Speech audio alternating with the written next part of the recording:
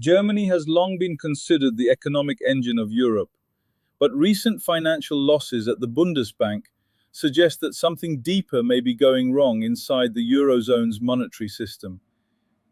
Hello and welcome to this update and analysis, where we take a deeper look at an issue that is receiving surprisingly little public attention: the growing financial losses at Germany's central bank and what they reveal about the structural weaknesses inside the Eurozone. Today we're going to examine the Bundesbank's recent financial results, what caused these losses, and why they could signal broader economic challenges for Germany and the European Union. The Bundesbank's losses. Germany's central bank, the Deutsche Bundesbank, reported a loss of 8.6 billion euros for 2025. This follows an even larger deficit of 19 billion euros in 2024. Together, this creates a cumulative shortfall of nearly 28 billion euros in just 2 years. These losses are not the result of a banking crisis or a single economic shock. Instead, they stem largely from the policies implemented during the Eurozone's long period of ultra-low interest rates and massive bond buying programs led by the European Central Bank. For more than a decade, the ECB used quantitative easing and low interest rates to stimulate the European economy after the global financial crisis and the Eurozone debt crisis. During that period, central banks across the Eurozone accumulated huge portfolios of government bonds. The monetary policy shift. The problem emerged when inflation surged across Europe after 2021. To contain inflation, the ECB had to rapidly raise interest rates. That shift dramatically changed the financial position of central banks holding large bond portfolios. Many of those bonds were purchased during the era of extremely low yields. When interest rates rose sharply, the market value of those bonds declined. At the same time, central banks began paying higher interest on reserves held by commercial banks.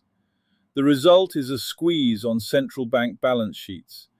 In Germany's case, this dynamic translated into multi-billion euro losses at the Bundesbank. Fiscal consequences for Germany.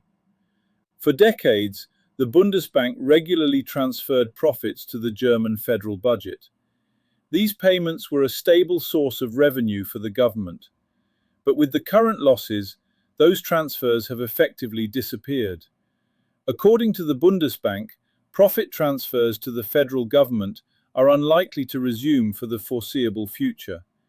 This matters because Germany is already facing growing fiscal pressures. Economic growth has slowed, industrial production has weakened, and government spending demands are increasing. Without the traditional central bank profits flowing into the federal budget, Germany's fiscal room for maneuver becomes narrower. The Eurozone's structural issue.